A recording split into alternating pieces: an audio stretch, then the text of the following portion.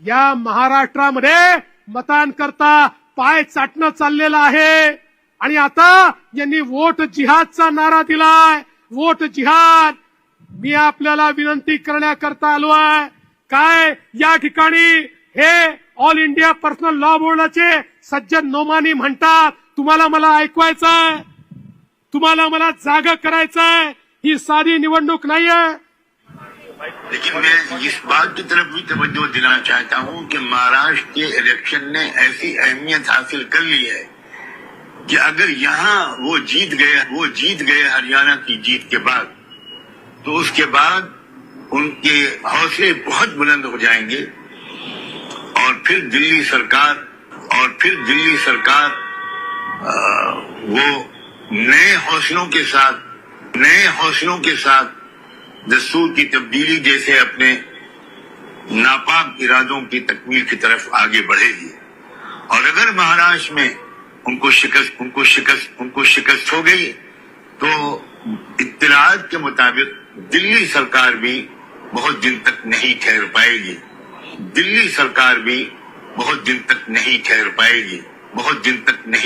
पाएगी.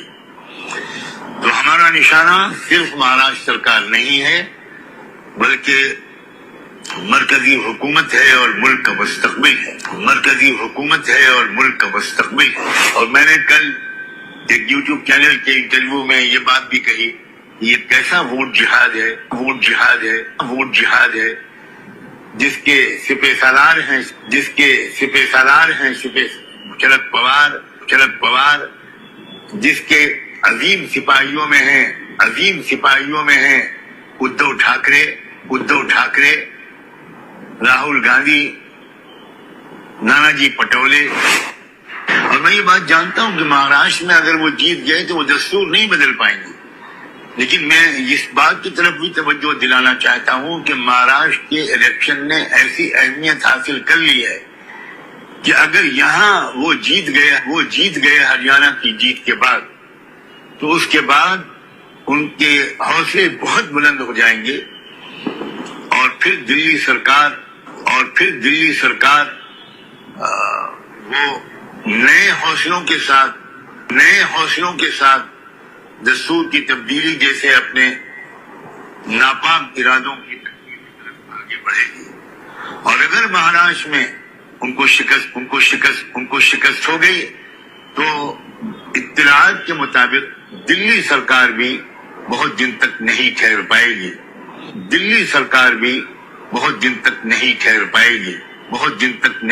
पाएगी.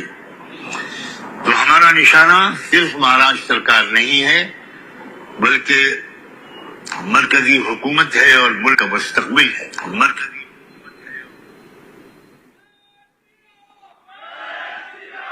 आता वोट जिहादचा नारा दिलाय. वोट जिहाद. आणि वोट जिहाद के सिपासलार कोण आहे तुम्ही ऐकलाय. आणि या वोट जिहाद करता हे त्या उलेमांचे तलवे चाटतायत. जर या ठिकाणी वोट जिहाद होणार असेल तर माझं तुम्हाला आव्हान आहे, आता मतांचं धर्मयुद्ध हे आपल्याला देखील लढावं लागेल.